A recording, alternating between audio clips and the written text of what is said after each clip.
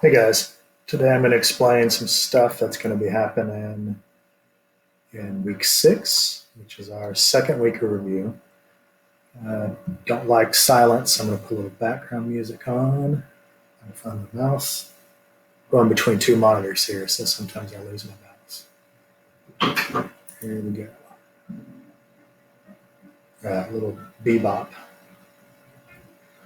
All right, so this week, same process of looking at the thing from Briscoe, little e-learning menu. At the top, I'm talking about the DBQ. If you chose the DBQ activities where you worked on thesis and context, then I put two keys that show you, open it for you, that show you an example of context and thesis. So those are linked that you can compare to your own. What I'm going to spend most of my time talking about today is this part B here. And the part B,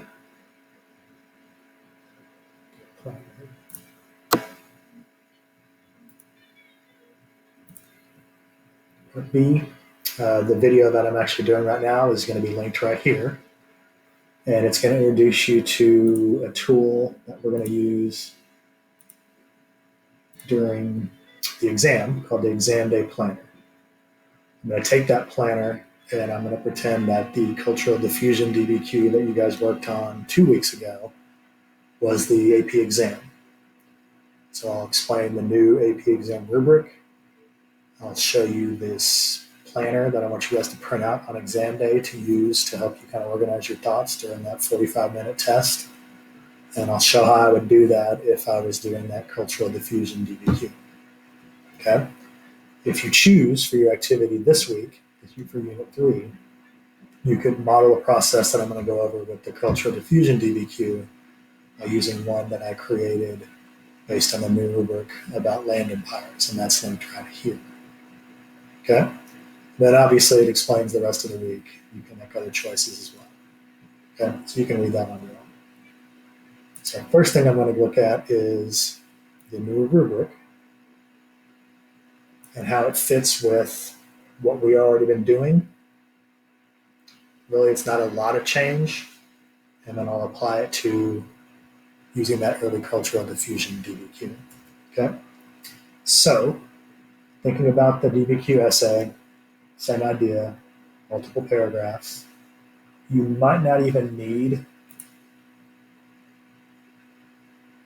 a third body paragraph because with only 5 documents, it's going to be okay if you have 2 arguments. Okay? So I want you to note that you might not need multiple paragraphs. I mean, not multiple paragraphs, more than 2 body paragraphs. I'm doing so much clicking, I'm forgetting what I'm saying. All right, so what's different about the new exam? First off, the first paragraph introduction is exactly the same. Still need the contextualization. That's worth 1 of the points. There's 10 total now. And the thesis is still the same. And then they're still asking for an argument extension and that complexity point, what I've described as a unicorn before, to get a point. So 3 of the 10 points are exactly the same as they've been before. Okay?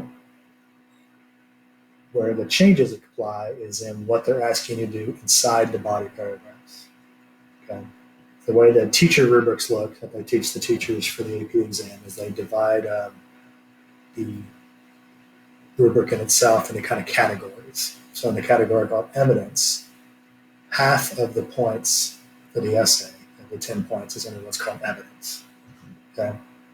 3 of 7 come from document use.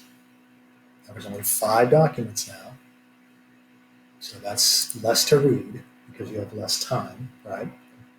But with 5 documents, you might not have enough content to put into 3 body paragraphs. That's why I'm saying you most likely might have 2. And notice I still have that XAB thing on here because all the questions are going to still be to what extent.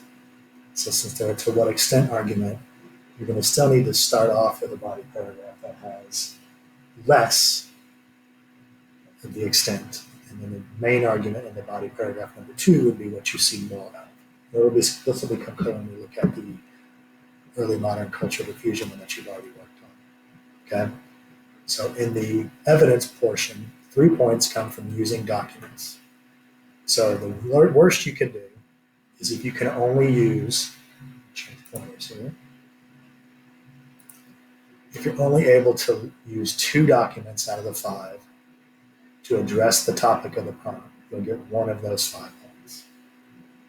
Okay? If you can do that with 4 of the 5,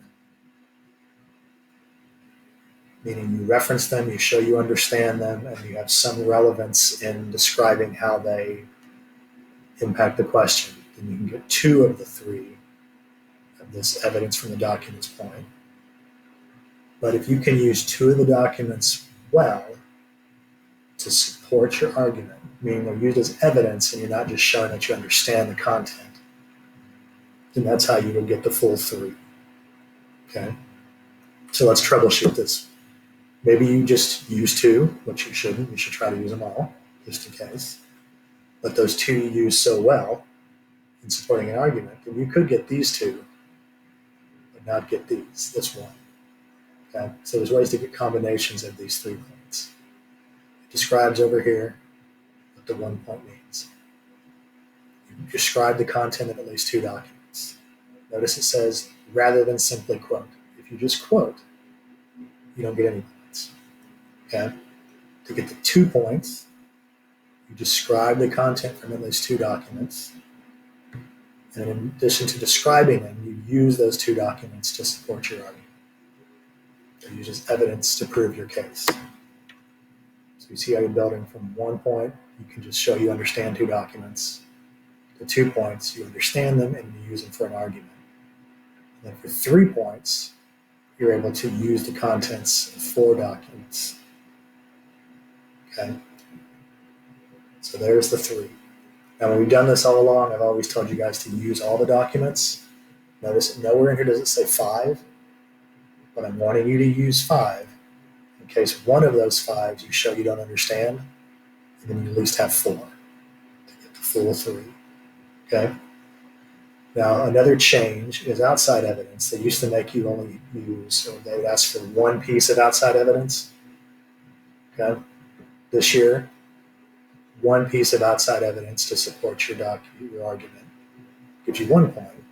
But if you can do that twice, 2 different pieces of evidence not found in the documents that supports your argument, then you can get 2 points. So that's how together evidence is worth half of the essay. 3 points from 3 pieces, not 3 pieces, using document evidence, and then 2 points for the evidence outside the document. Oops, I'm still in that thing. So that would be stuff that would be in your body paragraph. 2 different paragraphs, okay, with evidence spread throughout. So the next thing that hasn't changed is complexity. I'm talking all over myself here. You can tell it's Saturday. Complexity is still that argument extension at the end of each body paragraph. So if you only have 2 body paragraphs, because you only have 2 things to do or 2 things to say, because there's less documents to read. So let's just pretend this one's not here. At the end of the 2 body paragraphs is where you want to do that argument extension where you connect what you're writing about to the same phenomenon in a different time or place. And when we go over the cultural diffusion DBQ, how I do it there, you'll understand if you don't already. Okay? So another change or something new on this DBQ is sourcing, which we do in the conclusion. You can now earn up to 2 points for doing that. Okay? So easy bar right here is if you can accurately source 1 of the 5 documents. It means you're able to talk about how the author's point of view, the document's purpose, the situation the document was written in, or who the audience was intended in for the document, and then show how that fact affects your argument, then you get 1 point. Notice it's just one document. It's a low bar. To get the second sourcing point, they want you to do the same thing the second time. So in your conclusion, if you can source 2 documents accurately, you get 2 points. So here's what I'm going to suggest you try to do. This is going to be crappy handwriting. If you can source in your conclusion 3 documents, I think you'll be far along the way to earning these 2 points, because in my little general rule, you're doing 1 more than the minimum to get the 2 points in case you screw up in one of your sourcings.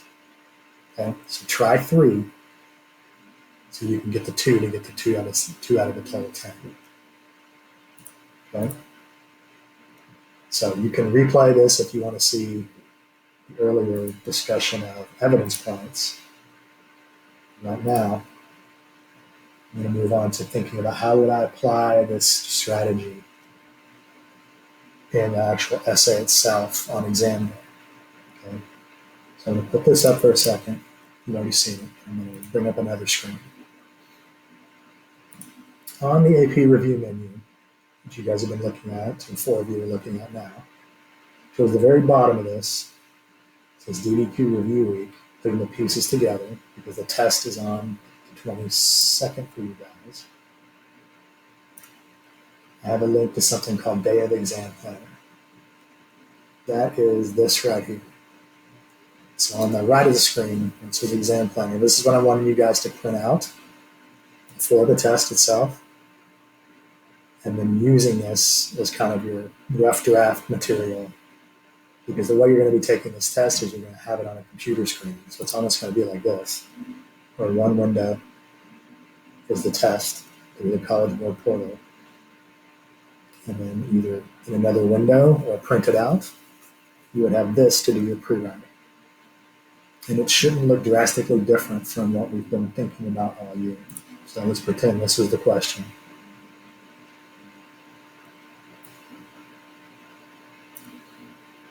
Got it in front of you, you have this printed out, and you would go through each of these documents like we've been doing all year. We're on the right side of the document, you're trying to analyze it to see how it would aid your argument. So I'd be jotting notes down here about how does it aid my argument. Then I take a second pass to the documents and I source. Remember, 2 points this time, and this DBQ could be accurately doing 2 of these documents for sourcing. Okay? So here's your brain dumping, right side argument, left side sourcing. And then the second page of this thing I want you to print out is an outline of SOITs. I'm telling you here, these are all the things you have to do to get the 10 points. So an AEC paragraph, an AEC paragraph. And if you happen to have a 3-pronged argument, which will be hard to do with five document, but maybe you do, this would be a third body paragraph where you would just repeat these things. Okay? So let's pretend I was doing this with this document-based question. Evaluate the extent to which Native American societies were transformed by the arrivals of Europeans in the period from 1492 to 1750.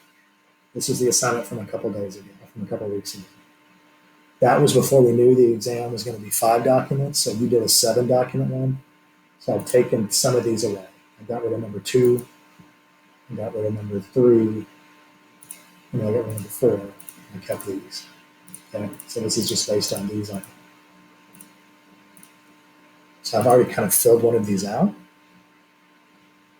If you are going to use this skill check, these DBQ skill exercises for your task for this week, you're going to be taking a blank one, and you're going to be using this DBQ about early modern rulers, and has these 5 documents. Okay. And for our purposes now, I'm going to practice it with this. So if I was looking at this and I was trying to do a right side analysis, I'd be trying to think, okay, for this document, what do I see that would talk about a transformation or lack of, because it's the extent to which they were transformed, Europeans impacting Native Americans. So what I write here is that it shows organized natives on the left resisting the Europeans on the right who were retreating. So evidence that I see visually is they're kind of uniform, these natives, same kind of dress, same kind of weapons, organized. They're retreating because the horses or the butts are moving that way. So to me, this is not a transformation. This is continuity. They're organized, they're independent, they're resisting as they would have been before Europeans. I think this document can be grouped with this document that shows the chief of the Ottawa addressing other Indian tribes. Okay, so I'm making that note to myself. So this is what you'd be doing on an exam day. You'd be going through a document quickly to see how does it show this question. In the second document, which in this case is the third in what you looked at, this is the Silver Mines of Potisi. So I make some notes about what it does, how it's relevant to the question. Its relevance is it shows that natives are being forced to work in these silver mines by Europeans. So is that a transformation? Yeah, it's a change. Natives are turned into forced laborers for Europeans. The wealth is not for native use, it's for European use. So you can see these first two documents are different. No transformation, transformation. So right away we've got possible 2 paragraphs based on these two. So now you're looking for the third one, which category does it fit in? Transformation or continuity? This one was harder. You guys have problems with it. This is the one that's talking about escaped slaves forming their own kingdoms and how the Europeans describe them as these kingdoms of kind of laziness and things because they're not trying to advocate for independent slave kingdoms. But what does this have to do with Native American societies? So to me, what it shows is now there's a third society in America. You would have the Native American societies. You would have the European colonies being built. And now you have African societies, in this case, independent of both. So now you have competition for the same land from 2 sources, not just one. So that would transform Native American life because they have to worry not just about resisting colonization, they have to worry about competing with these African slave kingdoms for the same resources. So that's a pretty nuanced view, and pretty complex. Next document is the one with the Virgin Mary, Virgin of Guadalupe. And does this show a continuity of a pre-Columbian or pre-European native faith? No, it shows natives incorporating the Virgin Mary and thus Christianity into their faith. Because in the source line up here, remember, it talked about how the belief was the Virgin Mary taught to the natives in their own tongue, not in a European language. So this demonstrates a change, a new faith. So I'm going through and I'm doing this as I read, bang, bang, bang, I'm making notes because I'm doing this probably in about 10 or 15 minutes. So I have about 30 minutes to write. In the last document, it shows a Native American chief asking all natives to band together, resist.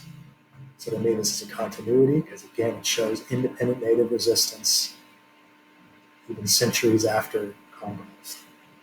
Okay? So I make this smaller so you can see what it would kind of look like if I was writing on exam day. I'd have my 5 different argument analyses. This is where I would get my evidence points, at least 3 of them, evidence from the documents. Then I would take a quick swim again through them to look at sourcing. Why would they say that to them then? Then I would bounce into making an outline. Okay? So this is a much more wordier outline than you'll probably have. I needed to make sense in case you were looking at this in isolation. Quick little notes about context. I'm going to get into the whole why are Europeans even going to the New World, if it's about transforming Native American societies, Columbian exchange, and then those topics, European exploration, colonization, Columbian exchange, you need to bridge it into how are Native American societies being transformed. Well, the transformation starts with conquest and disease. And this is my actual thesis that I would bridge to. Although Native societies were able to resist conquest for a time and maintain organized independent civilizations, that's what's going to be document 1 and 7. less extent about transformation. The more is ultimately they were transformed, changing laboring patterns and religion, and by being introduced to new peoples competing for the same resources and land. So if you think of that thesis the whole time you're looking at down here, you can see that in the first body paragraph. I've got documents 1 and 7, the resistance ones. And then in the second body paragraph, I have 3 documents, the stuff I see more of. So to what extent some things are staying the same, document 1 and 7, first body paragraph. But to what extent I'm seeing more transformations than staying the same in Native American societies, because I have evidence in 3 of the documents. So this thesis can be broken apart, and each half becomes the topic sentence of what comes next. Okay? So we already talked about how the documents show those transformations. So now I have examples of outside evidence. Now, since you only need 2 total to get those 2 points, you would need 1 piece of outside evidence for this body paragraph. And then you would need 1 piece of outside evidence. One piece of outside evidence here, 1 piece of outside evidence here would get you the 2. And that's all you need is 2. So I'll give you some examples.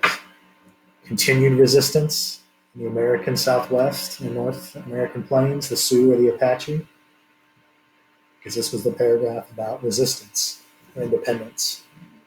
I'm giving you 3 examples here, actually. In South America, there were revolts by an Incan, or claimant to the Incan throne named Tupac. That's where the rapper got his name, Tupac Amora. This is not the rapper. Okay? Outside evidence for the next paragraph. I'm trying to show transformation in the Americas because of Europeans. The best example of transformation would be the biological transformation, the mixture of ethnicities and races in the New World, the Casta system, the native mestizo who's half native, half European. However, we have some outside evidence about religious change. There are forced conversions of natives. The mission system in Texas that you learned about in that long class called Texas History in 7th grade. The Alamo was a mission designed to convert natives. The Spanish Inquisition was a tribunal or court that would travel throughout the New World and would punish natives who tried to secretly practice their native faiths or had tried to integrate some native tradition into Christianity. So I've got loads of outside evidence. And then remember, for argument extension, that 1 complexity point, you need to have the argument extended throughout your essay. So I've got 2 examples of continued resistance, both in the Americas in a different time, in the 20th century, the American Indian movement during the U.S. Civil Rights. They're famous for occupying the prison in San Francisco called Alcatraz and reclaiming it as Native American land. And then more timely, what you might remember is even with British colonization in India, there was resistance to that. There was a rebellion in 1857 called the Sepoy Mutiny or Sepoy Rebellion, organized resistance against the British. That would go with this idea of native resistance as a continuity. And the idea of transformation, extension, could go into the forced assimilation of natives in the Americas, in the United States specifically, in the 19th century, where they were forced onto reservations, where they had to abide by policies created by the U.S. government. There was the forced education of native children, being taught to learn English, wearing Western dress, practicing Christianity, and that was held true until the Civil Rights Movement of the 60s and 70s. So if I did all of this, I would have 8 points. Because remember, in the conclusion, your 2 source analysis would give you the 2 to get you a 10. Okay, so I think this is a pretty powerful tool to use on exam day to help you organize everything you need to get your 10 points. So I'm going to suggest you guys print this out anytime you practice. And we're going to be practicing with this planner basically every week with different DBQs that myself and some of my AP World teacher buddies throughout the country are doing.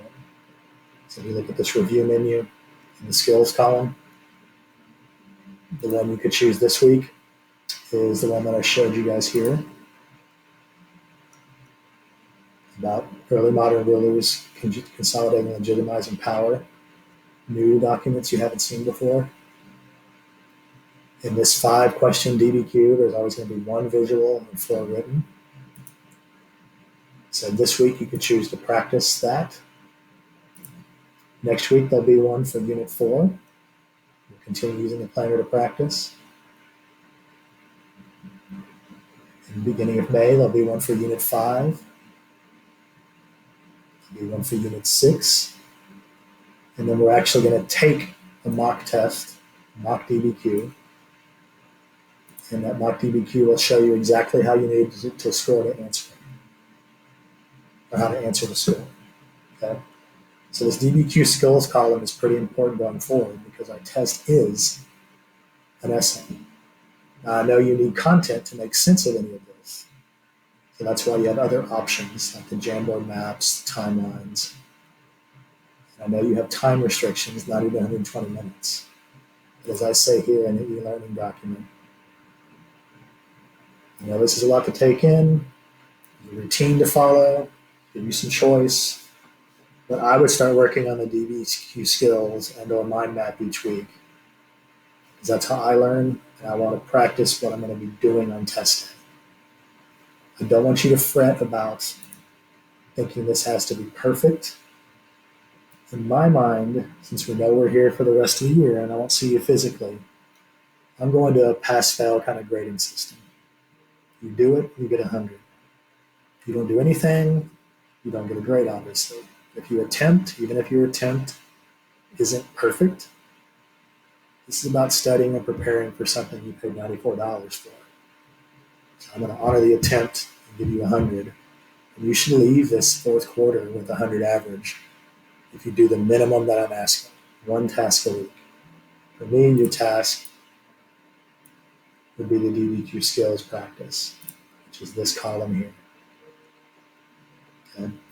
That's me. You might want to do more mind maps because you're a visual learner. You might actually like the feedback that Albert gives you on why questions are right or wrong. Okay? So this was a little quick introduction to this tool that's going to be very helpful for you on exam day, the Exam Day Planner. Hope this helped a bit. I will see you guys later. Peace out.